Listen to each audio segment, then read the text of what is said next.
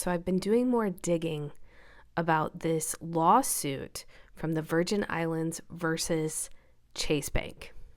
It's pretty clear that Epstein had a whole network of people that helped him commit his crimes in the Virgin Islands. And one of the main people is showing up to be the First Lady, Cecile DeWong. She is all over this lawsuit. In her depositions, she is playing dumb, like she didn't know this was happening. But the evidence is pretty clear that she helped him facilitate a lot of what he was doing down in those islands. There's also a lot of insight on how Jeffrey Epstein worked and how he was able to get what he wanted. I am going to preface this as these are accusations, but there's also a lot of evidence that backs up these accusations. And it was a civil lawsuit, not a criminal lawsuit, about corporate misconduct. Okay, so they settled out of court. There was nothing criminal that happened here, although they might want to relook into that.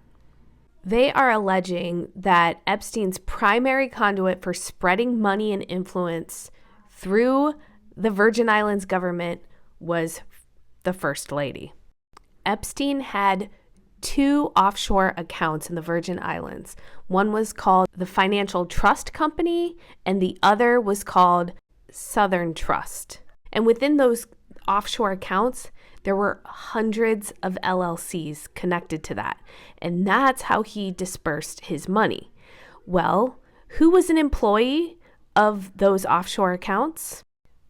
She was. The First Lady managed Epstein's companies from January 2007 to January 2015, receiving salary, bonuses, and other benefits, including $200,000 in 2007, and Epstein paid her children's tuition.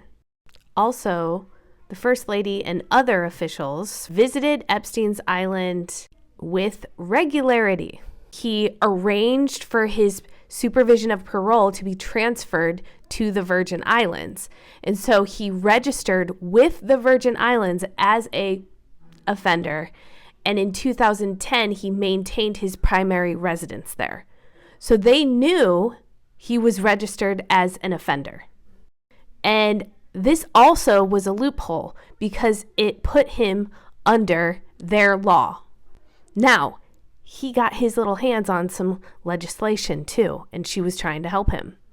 Now check out this email that she sent to Jeffrey. It says, "Good morning, Jeffrey. If you could only change one thing in the bill, what would it be? The question of your top priority came up." Okay, this is what he said. "I would add that the Attorney General can waive the notice requirement if the offender's vocation requires more than 3 international trips per year." The WASH language. So he is advising her on this new legislation that they're trying to put loopholes in with offenders. The First Lady emailed Epstein the draft language for the proposed bill, writing, "This is the suggested language. Will it work for you?" And then he said, "A list of who I stayed with should violate my privacy." Epstein monitored the progress of legislation closely. And the First Lady writes, "Is there anything you want me to do re the hearing tomorrow?" Also, she advised him to explore paying monthly retainers to the Virgin Island politicians to ensure, quote, loyalty and access. He was also trying to get visas for some of the ladies. Can we find out if there's any visa registration center in the Virgin Islands? Also, tuition approved. So that's a little bit of a bribe, isn't it? And then she said, "I'm trying to find out from someone at immigration." She emails somebody directly, who I'm assuming is in charge of the visas, and says, "Here is Blank's resume and the visa guidelines. Please let me know if you're willing to do this." And the subject line is guidelines for the O1 visa letters. Epstein also inquired about who's in charge of customs, right? And because the person that he had a great relationship with, the airport supervisor, didn't seem to be there. So the new one has been difficult. And so what he suggested is that he gets them turkeys for Thanksgiving. To get to Epstein Islands, the victims needed to fly to and from the airport, ran by the Port Authority, where Epstein leased hangar space. If you look on this email that she is CC'd on, his assistant says Jeffrey will go to the island on Monday.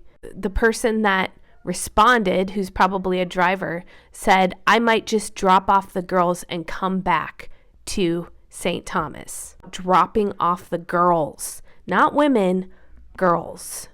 I'm going to have to do a part 2 for the donations that she was suggesting to give.